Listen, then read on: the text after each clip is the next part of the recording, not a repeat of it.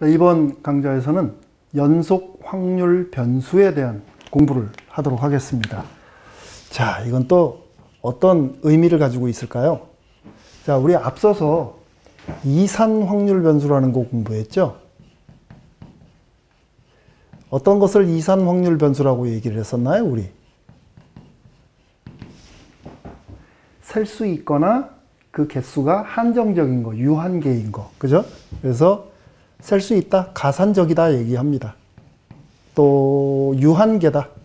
자, 이렇게 되면 우리는 이산 확률 변수다. 아주 쉽게 공부했던 기억이 납니다.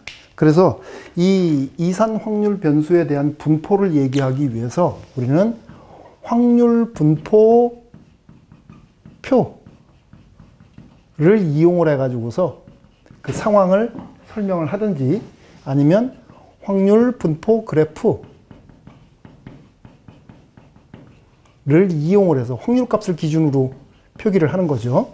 자, 아니면 마지막으로 이산 확률 변수만 가지고 있는 함수, 확률 질량 함수라고 하는 것을 이용을 해가지고서 이산 확률 변수에 대한 그 특징을 얘기를 했습니다.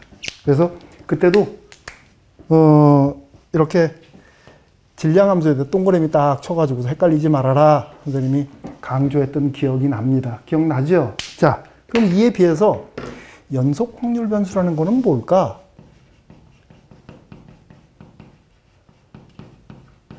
연속이라는 말이 붙어 있으니까 아, 이거 지금 연속적으로 나오는 건가 보다. 아, 좋습니다. 예를 든다면 이런 거예요. 한 학급에 있는 학생들의 키의 분포, 학생들의 그 키의 값들이 연속 확률 변수가 되어져요. 자, 왜냐하면 누군가가 너 키 몇이야? 라고 얘기를 했더니 제 키는 170입니다 라고 대답을 했어요. 그런데 정말 정확하게 170일까요? 170보다 조금 작을 수도 있고 170보다 조금 클 수도 있고, 그렇죠? 그러니까 169.5419 뭐 이렇게 표시가 될 수도 있고 아니면 170.01, 170.00005 뭐 이런 식으로 표시가 될 수 있어요. 이렇게 연속적인 실수의 형태의 꼴로. 그랬을 경우에 우리 정확하게 대답하려면 어떻게 해야 돼요? 제 키는 160부터 171 사이에 있습니다 라고 표현을 할 수밖에 없어요. 맞습니까? 아, 이렇게 표시가 되어지는 값들을 우리는 연속 확률 변수라고 얘기를 해요. 그래서 정확하게 표현을 하면 어떤 범위에 들어가는, 반드시 범위로만 그 값을 표현할 수 있는 값들이 있어요. 어떤 범위 내에 실수값으로 표시가 되어지는 변수, 그것을 우리는 연속 확률 변수라고 얘기를 합니다. 뭐 또 다른 예 뭐 있을까요? 우리가 살고 있는 지역의 한 달 동안의 온도, 그러면 3월이라고 한다 그러면 한 10도에서 15도 정도 되나요? 그 범위 내의 값들이 만들어지게 될 거예요. 이렇게 범위로만 그 값을 표현할 수 있는 경우에 우리는 연속 확률 변수다라고 표현을 하는 겁니다. 됐습니까? 이제 어느 정도 감 잡았죠? 자, 그러면 우리 간단하게 이런 거 한번 좀 생각을 해봅시다. 지하철의 배차 간격이 5분이라고 합시다. 자, 배차 간격 5분인 지하철이 있어요. 자, 이거를 타기 위해서 우리는 지하철 오기 전에 미리 가서 기다려야 되겠죠. 자, 그 대기 시간을 X분이라고 합시다. 그럴 때 이 X에 대한 분포, 상황을 한번 좀 체크를 해보도록 합시다. 자, 그래서 일단 조금 자세히 조사를 했어요. 1분 단위로 조사를 했더니 이런 결과가 나왔대요. 자, 여기 대기시간이 지하철을 기다리는 시간이 0분에서 1분, 1분에서 2분, 2분에서 3분, 3분에서 4분, 4분에서 5분. 이렇게 기다린 사람들이 있대요. 그 기다린 사람들에 대해서 인원을 체크를 해봤더니, 자, 그 인원을 우리 도수라고 한다 그랬죠? 인원. 조사를 해봤더니 0분에서 1분 사이에 한 명이 기다렸고 1분과 2분 정도를 기다린 사람이 3명, 여기 3명, 여기 2명, 여기 1명. 그래서 그들을 합쳤더니 10명 이렇게 나왔다고 합시다.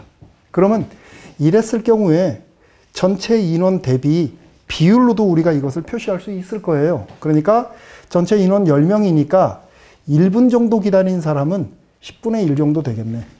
이것을 우리 뭐라고 그런다고? 상대도수라고 한다고. 그렇죠? 이미 일어난 사실들을 가지고서 그렇게 일어날 확률을 체크해 본 게 상대도수라 그랬어요. 그러면 이렇게 되면 10분의 3, 마찬가지로 10분의 3, 10분의 2, 10분의 1.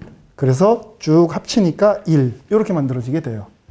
그러니까 이거는 지금 보면은 도수 분포표인데 이 도수 분포는 계급을 1분으로 한 겁니다. 자, 계급을 1분으로 한 거예요. 그러니까 1분 단위로 탁탁 끊어서 사람들이 얼마나 기다리는가 한번 자료를 집계를 해본 겁니다. 근데 이것을 조금 보기 좋게 하기 위해서 히스토그램이라는 것을 우리 활용하죠. 예를 통해 가지고서 우리가 히스토그램이라는 걸 한번 그려보도록 하겠습니다. 그러니까 중학교 때 우리 많이 그렸던 거니까 그리는데 어려움 없겠죠. 자, 이렇게 여기 대기 시간을 표기하고 X 그러면 0, 1, 2, 3, 4, 5 이렇게 되어질 거고 우리 통상 쓰는 Y축은 히스토그램에서는 어떤 값이죠? 계급의 크기로다가 상대도수를 나눈 값. 그러니까 계급의 크기 분의 상대도수. 상도라고 씁시다. 이렇게 해서 여기다가 표기를 해주는데 계급의 크기는 무조건 1이니까 여기서 그냥 간단하게 상대도수가 그냥 여기서 표기가 되어지면 되겠네. 자, 여기 위치 10분의 1이라고 하고 여기 10분의 2라고 하고 여기 10분의 3이라고 합시다. 이렇게. 그 값들이 이제 여기에 표시가 되어지겠죠. 여기에. 그래서 0분부터 1분 사이, 1분 이내 기다린 확률은 바로 요 직사각형의 넓이. 맞습니까? 그 다음에는 10분의 3, 또 그 다음에 10분의 3. 자, 요런 직사각형들을 이용을 해가지고서 우리가 히스토그램이라고 하는 것을 만들어서 표기를 했었어요. 맞습니까? 지금 보면 계급의 크기에 따르는 넓이를 가지고서 우리가 확률에 대한 분포를 표기를 하게 됩니다. 이것이 바로 히스토그램이에요. 그죠? 자, 그러면 여기에서 우리 이런 경우 또 한번 생각을 해봅시다. 자, 두 번째. 그림이 너무 복잡하다. 그래서 간단하게 계급을 5분으로 끊어버릴게요. 5분. 조금 황당한 자료가 될 수도 있는데, 자, 5분으로 끊어버리게 되면 도수 분포표가 어떻게 나올까요? 자, 별량 X는 0분부터 5분까지. 그죠? 그때 기다린 인원은 모두 몇 명? 10명. 그때에 따르는 상대 도수는 얼마일까요?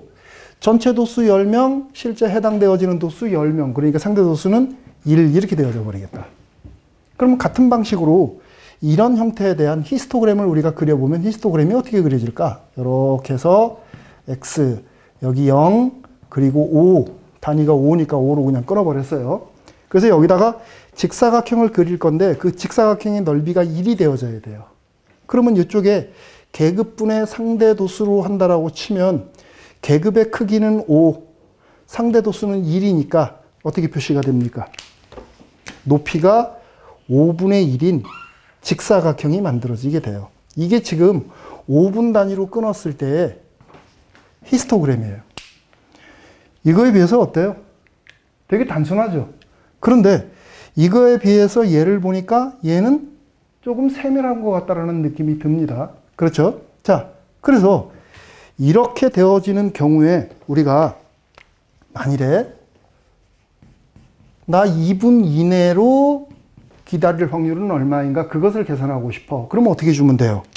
현재 지금 여기가 2면은 대충 여기쯤 되겠죠?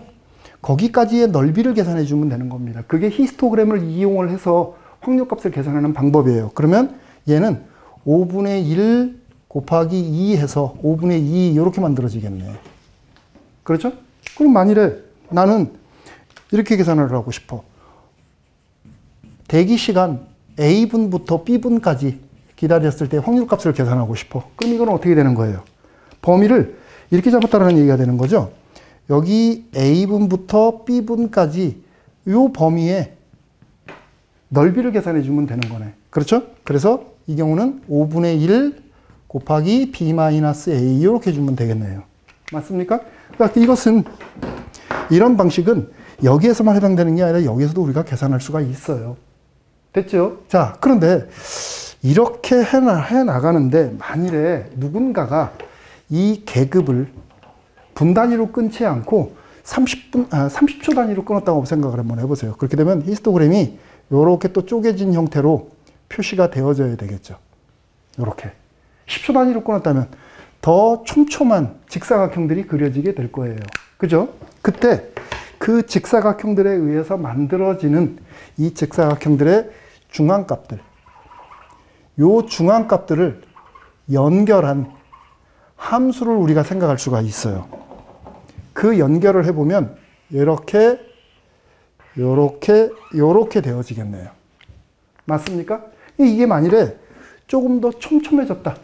그러니까 30초 단위로 끊었다. 그랬더니 그때는 또 여기서부터 출발을 해가지고서 여기 어떻게 됩니까? 여기 이런 식으로 나왔다고 한번 생각을 해보세요. 이런 식으로. 그러면 그때 연결을 해놓으면 아까보다는 촘촘해서 그런지는 모르겠는데 그래프의 형태가 얘보다는 조금 더 어떤 규칙성을 갖게 돼요. 그렇죠?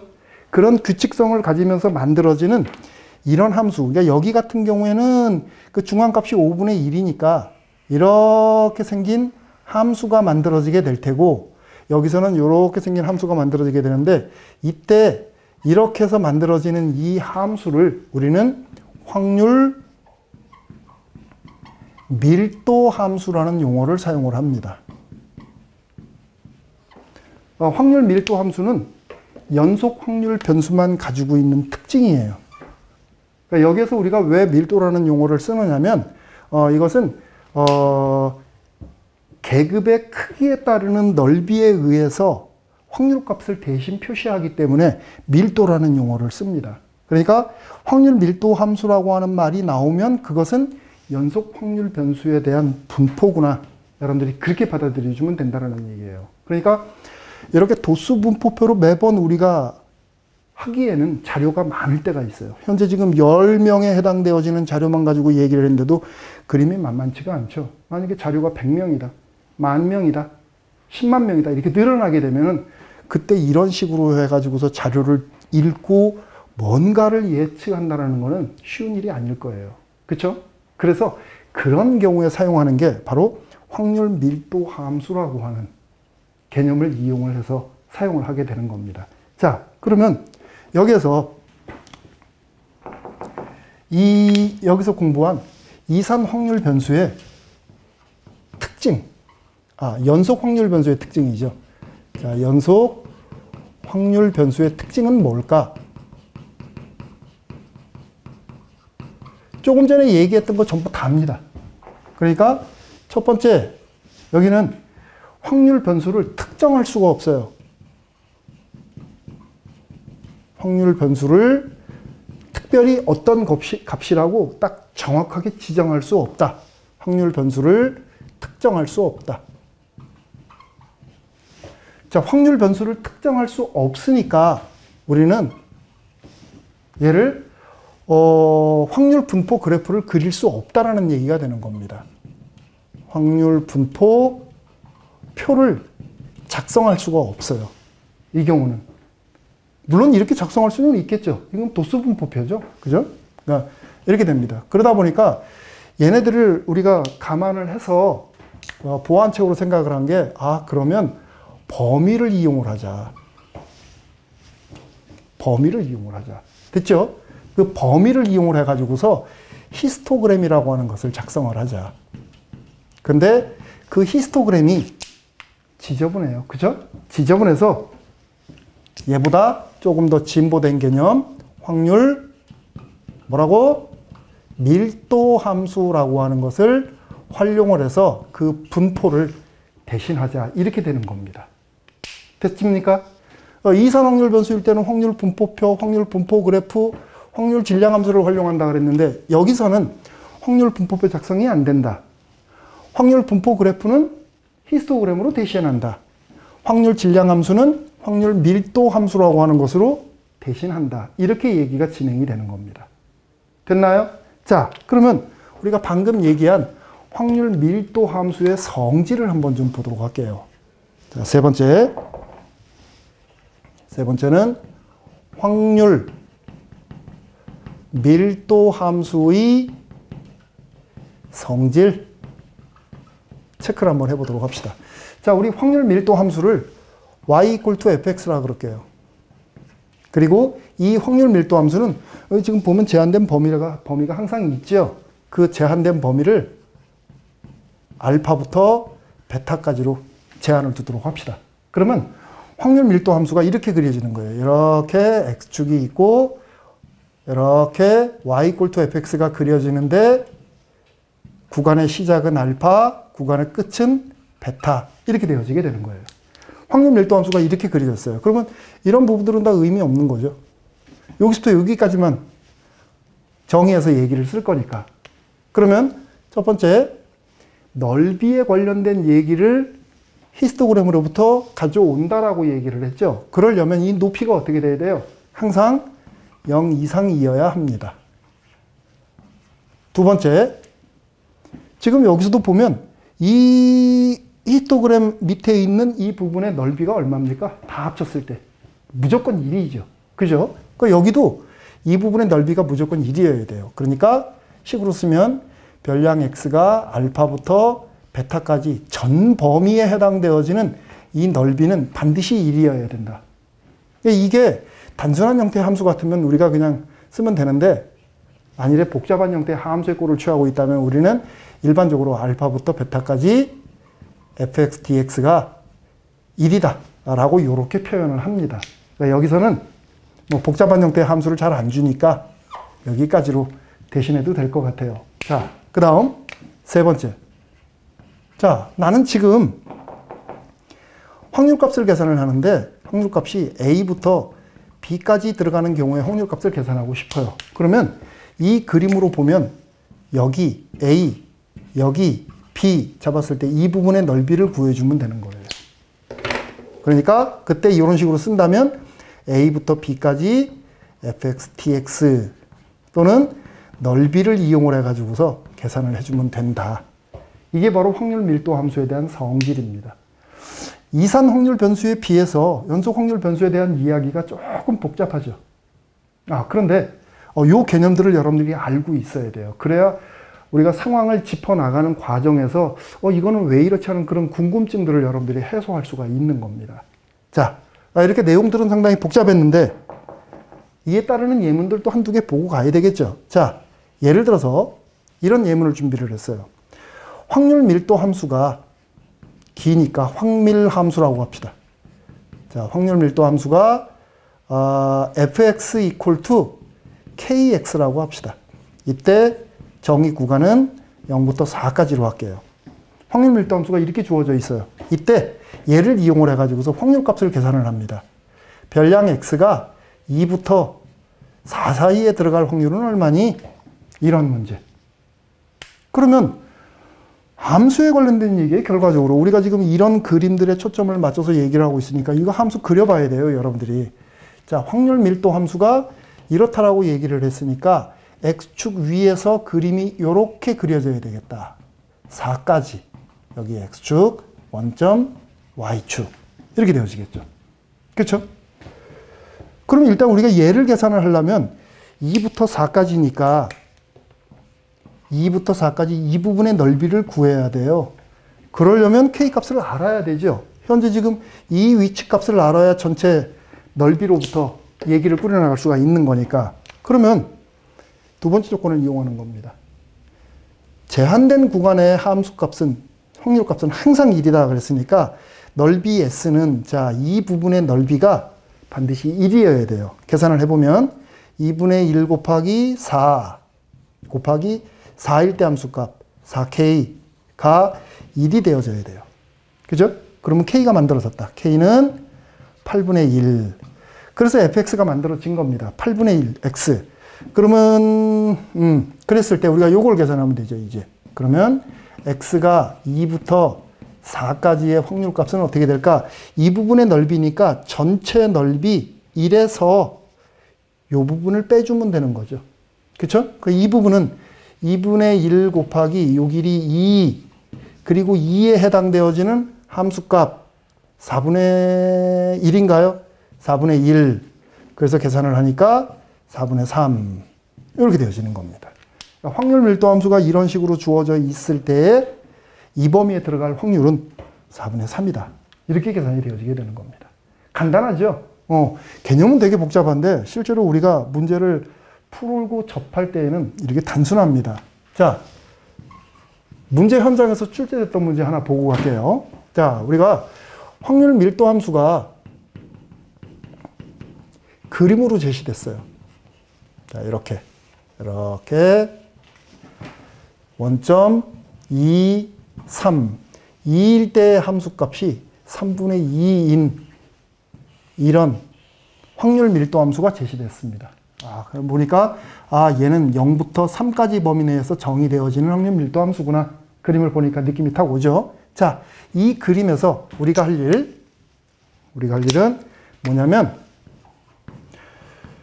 A라는 지점부터 2까지의 확률값을 계산을 했더니 걔가 2부터 3까지의 확률값과 같더라. 그때 이 A의 값은 어떨까? 여기서 확률값을 물어봤다면 이번에는 반대로 확률값을 제한하는 위치가 어디니 하는 것을 묻는 문제입니다. 이런 경우는. 그러니까 이런 경우. 자, 똑같이 그림이 명확하게 지금 주어져 있는 상태니까 우리는 확률 밀도 함수부터 먼저 한번 체크를 해보는 거예요. 자, 얘를 y fx라고 합시다. 요거를 그랬을 때 확률 밀도 함수 fx는 2라는 점을 기준으로 해서 분리가 되어지네요. 그러니까 x가 0부터 2 사이에 있을 때 하고 x가 2부터 3 사이에 있을 때로 나누어 줘야 되겠다. 0부터 2 사이에 있을 때는 이렇게 가니까 간단하네요. 3분의 1 x. 그렇죠?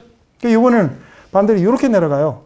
그러면 3제로하고 2, 3분의 2를 지나가니까 기울기가 마이너스 3분의 2가 되는 거고 플러스 2가 되어지나요? 2. 이렇게 되어지겠네요. 자, 확률 밀도 함수가 이렇게 유도가 됐어요. 그래서 얘를 통해 가지고서 이제 우리가 이거를 계산을 하는 겁니다.